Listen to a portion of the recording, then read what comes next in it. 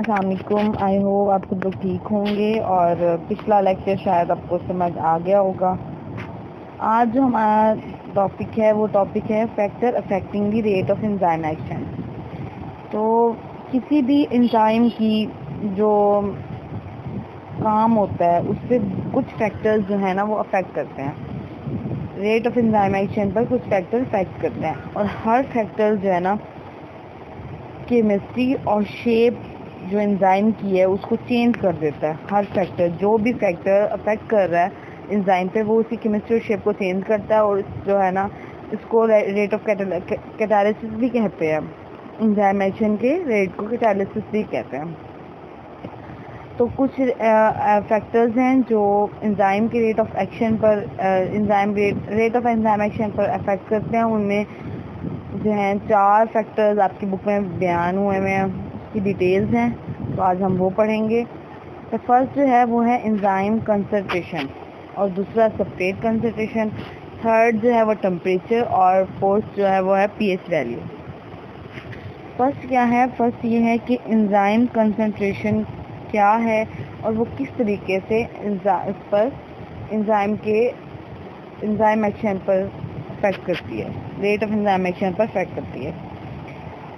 तो जो rate of enzyme action है, रिएक्शन रेट जो होता है, किसी भी एंजाइम का रिएक्शन रेट जो है ना वो डायरेक्टली जो है एंजाइम की अमाउंट पर डिपेंड करता है। यहाँ पर एंजाइम कंसंट्रेशन में हम ये पढ़ेंगे कि अगर हम फॉर एग्जांपल हमें अनलिमिटेड सबस्ट्रेट दे दिए जाएं, अगर अनलिमिटेड सबस्ट्रेट हैं तो उसका रेट, अगर अनलिमिटेड सबस्ट्रेट होंगे तो रिएक्शन रेट जो है ना, रिएक्शन रेट डायरेक्टली प्रोपोर्शनल होगा एंजाइम कंसंट्रेशन अवेलेबल पे। जितने एंजाइम कंसंट्रेशन अवेलेबल होगी उस पर जो है वो रेट ऑफ रिएक्शन जो है वो उसकी डायरेक्टली प्रोपोर्शनल होगा। मैं रिपीट कर देती हूँ, अगर हमें अनलिमिटेड सबस्ट्रेट दे दिए जाएं तो रेट रिएक्शन जो है वो डायरेक्टली प्रोपोर्शनल होगा एंजाइम कंसंट्रेशन पर जो अवेलेबल है। अगर हम एंजाइम कंसंट्रेशन जितनी अवेलेबल है उसको इंक्रीज करते हैं तो रेट रिएक्शन डबल हो जाएगा। ठीक है, जितना हम उसके कंसंट्रेशन को इंक्रीज करते जाएंगे रेट रिएक्शन डबल होता जाएगा। तो एंजाइम की rate reaction increasing the enzyme molecule, मतलब इसके कंसंट्रेशन को, एंजाइम एक्शन की कंसंट्रेशन को इंक्रीज करना, मतलब एक्टिव साइट जो हैं उनको इंक्रीज करना है, नंबर ऑफ एक्टिव साइट को इंक्रीज करना है, जो वहाँ पर एक्टिव साइट प्रेजेंट है उनको इंक्रीज करना है ताकि सबस्ट्रेट बहुत ज़्यादा से ज़्यादा सबस्ट्रेट एक्टिव साइट पर अटैच हों और हमें प्रोडक्ट मिले। ठीक है, तो मोर एक्टिव साइट जो है उसमें सबस्ट्रेट में कन्वर्ट होंगी, सबस्ट्रेट को लेंगी, सबस्ट्रेट से फिर उसे कन्वर्ट करेंगी प्रोडक्ट में, हमें ज़्यादा से ज़्यादा प्रोडक्ट हासिल होगी। लेकिन ऐसा होता है कि एक लेवल पे जो एंजाइम कंसंट्रेशन अवेलेबल होती है वो ज़्यादा नहीं बढ़ सकती। एक लेवल ऐसा आता है कि उस पर जो है ना अगर हम एंजाइम कंसंट्रेशन को ज़्यादा बढ़ाएंगे तो जो है ना रेट ऑफ रिएक्शन जो है ना वो नहीं होगा, रेट ऑफ रिएक्शन स्टॉप हो जाएगा। अगर हम एंजाइम कंसंट्रेशन को एक लेवल ऐसा आता है कि जब हम एंजाइम कंसंट्रेशन को इंक्रीज करते हैं, एक्टिव साइट और ज़्यादा बढ़ाते हैं तो जो है रेट ऑफ रिएक्शन स्टॉप हो जाता है, रेट ऑफ रिएक्शन उससे आगे नहीं बढ़ता। तो ये एक लेवल तक ही महदूद है, मतलब अनलिमिटेड नहीं है। अगर हम इस तरीके से ये होता है कि रिएक्शन रेट स्टॉप हो जाएगा, उस तरीके से हमें प्रोडक्ट भी नहीं मिलती। तो एंजाइम कंसंट्रेशन जो है वो बहुत इंपॉर्टेंट होती है रेट रिएक्शन पे। मैं आपको इसका सिंपली वर्ड दोबारा जो है ना रिपीट कर देती हूँ कि अगर हम रेट रिएक्शन इंक्रीज करेंगे, रेट रिएक्शन जो है वो directly proportional enzyme concentration available पे। अगर हम एंजाइम की कंसंट्रेशन को इंक्रीज करेंगे रेट रिएक्शन भी इंक्रीज होगा। अगर हम एंजाइम की कंसंट्रेशन को कम करेंगे तो रेट रिएक्शन भी कम हो जाएगा।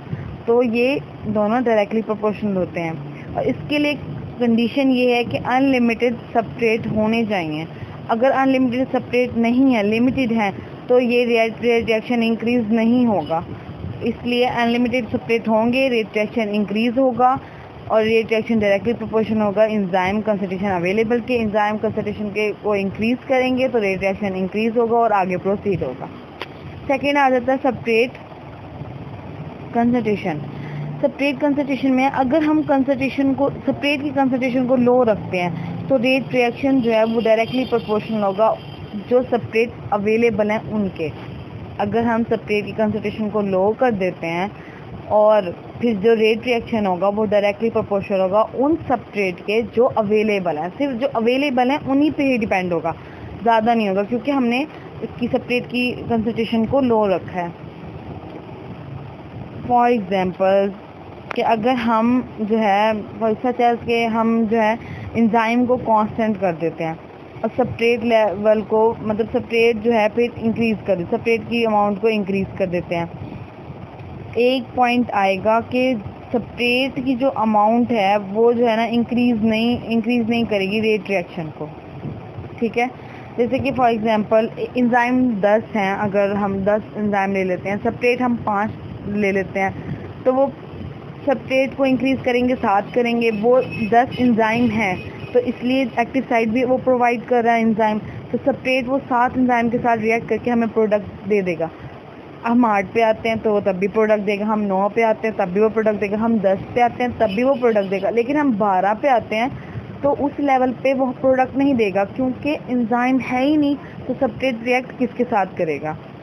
ठीक है, तो हम अगर एंजाइम को कांस्टेंट रखते हैं और सब्सट्रेट को इंक्रीज़ करते हैं एक लेवल तक, जैसे 1 है 2 है तो फिर 4 कर दो, फिर 6 कर दो, 8 कर दो, 10 कर दो, 10 तक जो है वो सब्सट्रेट एंजाइम के साथ रिएक्ट करेगा और प्रोडक्ट देगा, लेकिन उससे आगे वो हमें नहीं देगा। एक लेवल तक वो जो है ना एंजाइम हमें प्रोडक्ट देता है, सब्सट्रेट हमें प्रोडक्ट देगा एंजाइम के साथ रिएक्ट करके, उससे आगे प्रोडक्ट नहीं देगा। तो यही है कि एंजाइम अगर एंजाइम को कांस्टेंट करते हैं तो अमाउंट, सब्सट्रेट की अमाउंट जो है वो रिएक्शन रेट के डायरेक्टली प्रोपोर्शनल होगी। जितना एंजाइम सब्सट्रेट के साथ रिएक्ट करेगा, सब्सट्रेट एंजाइम के साथ रिएक्ट करेगा, उतना ही रेट रिएक्शन इंक्रीज़ होगा। लेकिन एक लेवल ऐसा आएगा जब सब्सट्रेट की अमाउंट ज़्यादा हो जाएगी और एंजाइम नहीं होंगे उतने, तो जो है वो रेट रिएक्शन स्टॉप हो जाएगा, रेट रिएक्शन उससे ज़्यादा आगे नहीं बढ़ेगा। आपकी बुक में भी ऐसे ही बयान हुआ है कि एक यहाँ पे लिखा हुआ है, this is because at high substrate level all the active site of the enzyme जो है वो ऑक्यूपाइड हो जाएंगे, further increase in the substrate does not increase the rate of reaction. ठीक है, थर्ड ये है कि टेम्परेचर क्या अफेक्ट करता है रेट ऑफ रिएक्शन पर, एंजाइम एक्शन पर। तो एंजाइम जो है वो एक ऑप्टिमम टेम्परेचर रखता है, हर एंजाइम का एक ऑप्टिमम टेम्परेचर होता है जिस पर वो वर्क करता है।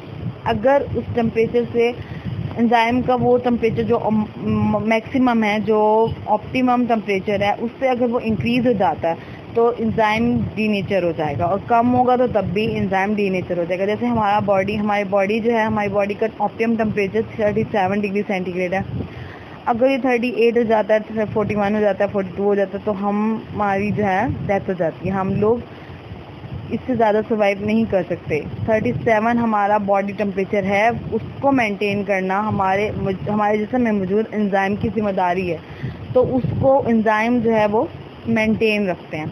जैसे आप ले लें, गर्मी बहुत ज़्यादा होती है, टेम्परेचर बहुत ज़्यादा होता है, 51, 49 तक ऐसे क्रॉस कर जाता है, तो हमारा बॉडी टेम्परेचर 37 है, तो इस वजह से हमारा पसीना निकलना शुरू हो जाता है, हमारे जिस्म से पानी निकलना शुरू हो जाता है, ताकि हमारी बॉडी का टेम्परेचर, वो पसीना जो निकलता है उसकी वजह से हमारा बॉडी का टेम्परेचर नॉर्मल हो जाता है, और हमारी बॉडी का टेम्परेचर वही रहता है जो हमारा है 37 डिग्री सेंटीग्रेड। इससे ज़्यादा बॉडी टेम्परेचर हमारा कभी नहीं होता, और अगर होता है तो उससे हम लोग बीमार हो जाते हैं। अगर इससे ज़्यादा बढ़ जाए, 37 से इंक्रीज़ हो जाए, अब फॉर एग्जांपल आपको टेम्परेचर पे बुखार हो जाता है, बुखार में भी आपकी हालत, तब भी आपको पसीने आते हैं, और आपको ऐसी टेबलेट्स दी जाती हैं ताकि आपको पसीने आएँ और उसके बाद आपका बॉडी टेम्परेचर नॉर्मल हो, ताकि आप अपनी नॉर्मल कंडीशन पे वापस आएँ।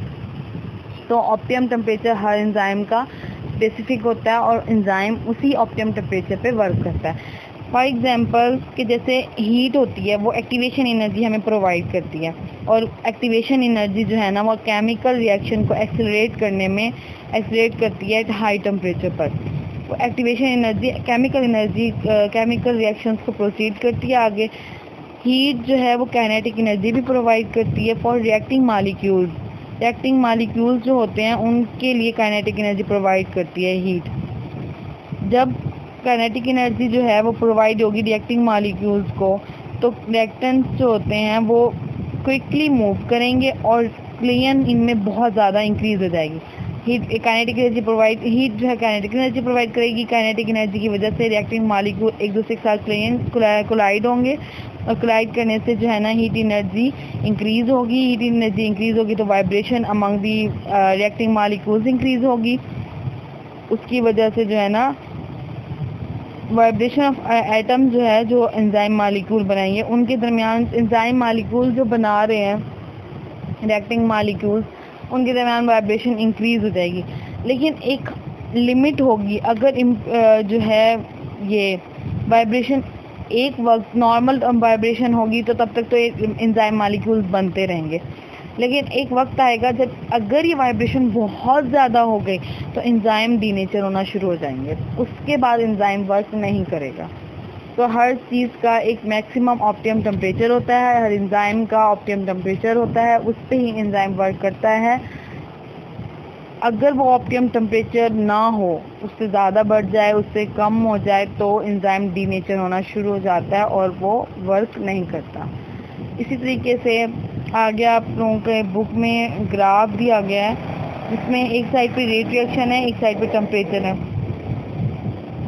एक साइड पे टेम्परेचर है। अगर जैसे पहले 10 है, 20 है, 30 है, 37 है, 40 है, इससे ज़्यादा इस तरीके से सब दिए हुए हैं। 10 पर टेम्परेचर नॉर्मल है, इन डिक्रीज पॉइंट पे है। हम जो है टेम्परेचर बढ़ाते हैं। रेट ऑफ टेम्परेचर जो है अगर हम इंक्रीज करते हैं, रेट रिएक्शन जो है ना डबल हो जाता है अगर हम टेम्परेचर इंक्रीज करते हैं। एक लेवल आएगा कि कर्व जो है ना वो चेंज हो जाएगी और जब 37 हमारा बॉडी टेम्परेचर है, 37 हमारा बॉडी टेम्परेचर रहेगा। लेकिन जब डिक्रीज हो रहा है वो बढ़ता जाएगा। लेकिन जब 37 से कम 37 से आगे बढ़ेगा तो जो कर्व है वो नीचे आना शुरू हो जाएगी क्योंकि डीनेचर ऑफ एंजाइम होना शुरू हो जाएगा, रेट रिएक्शन स्टॉप होना शुरू हो जाएगा। एक लेवल तक वो इंक्रीज होगा टेम्परेचर इंक्रीज होने से रेट रिएक्शन। लेकिन जब 37 से नीचे आना शुरू, जब टेम्परेचर बढ़ना शुरू होगा 37 से आगे तो रेट रिएक्शन स्टॉप होना शुरू हो जाएगा। आगे है pH value. PH value pH का मतलब क्या है? Negative log of hydrogen ions. Her enzyme की एक ऑप्टिमम पीएच भी होती है जिस पर एंजाइम वर्क करता है। यहाँ पर कुछ एंजाइम दिए गए हैं जिनकी ऑप्टिमम पीएच है। पेप्सिन जो है वो उसकी ऑप्टिमम पीएच जो है वो 2 है। अगर ये यानी मतलब ये एसिडिक मीडियम में काम करता है। अगर इसकी पीएच को हम 8 कर देते हैं तो वो बेसिक मीडियम हो जाएगा। लेकिन बेसिक मीडियम पे ये काम नहीं करेगा, वर्क नहीं करेगा क्योंकि इसकी ऑप्टिमम पीएच 2 ही है तो ये 2 पे ही वर्क करेगा, उससे ज़्यादा नहीं कर सकता। इस तरीके से आगे पीएच है सक्रेज की पीएच है 4.50। वो ये भी एसिडिक मीडियम है। इंट्रोकाइनेज की 5.50, ये भी एसिडिक है। स्लाइवरी अमाइलेज इसकी 6.80, ये भी एसिडिक है। आगे है कैटालेज 7.60, ये बेसिक है क्योंकि 7 जो है वो न्यूट्रल पीएच है, न्यूट्रल ऑप्टिमम पीएच है। कीमोट्रिप्सिन जो है वो 7 to 8 है।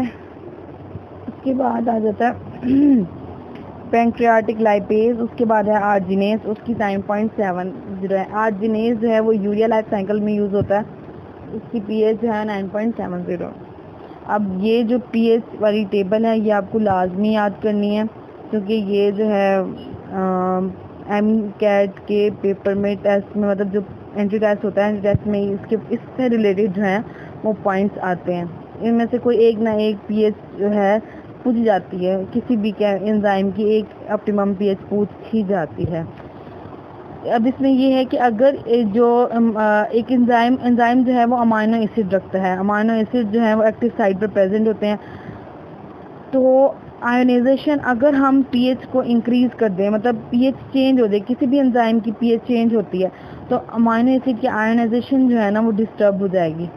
और वो डिस्टर्ब हो गया आयोनाइजेशन ऑफ अमाइनो एसिड तो ना एंजाइम एक्टिविटी जो है वो ब्लॉक्ड हो जाएगी कम्प्लीटली और सब्सट्रेट उसके साथ एक्टिव साइट के साथ नहीं रिएक्ट होगा और ना ही जो है प्रोडक्ट बनेगी। तो चेंज इन ऑप्टिमम पीएच भी जो है एंजाइम के रेट पर एंजाइम एक्शन के रेट पर अफेक्ट करती है, जिसकी वजह से एंजाइम प्रॉपरली वर्क नहीं कर सकता। तो ये 4 फैक्टर हैं जिनको प्रॉपर होना ज़रूरी है, इसके एंजाइम के रेट पर वर्क एंजाइम के रेट ऑफ मतलब एंजाइम के रेट रिएक्शन रेट पर अफेक्ट करते हैं और एंजाइम की प्रॉपर वर्किंग करते हैं।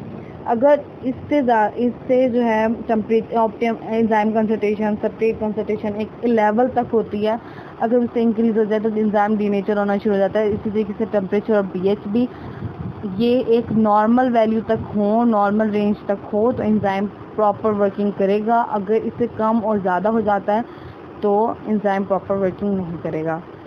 इस टॉपिक को आपने अच्छे से रीड करना है और एक इसकी ग्राफ, टेम्परेचर का ग्राफ, वहाँ से क्वेश्चन आता है। एक पीएच वैल्यू की जो टेबल है वहाँ से क्वेश्चन आता है। तो इसको, इन दोनों चीज़ों को आपने प्रॉपरली अच्छे से देखना है और समझना है।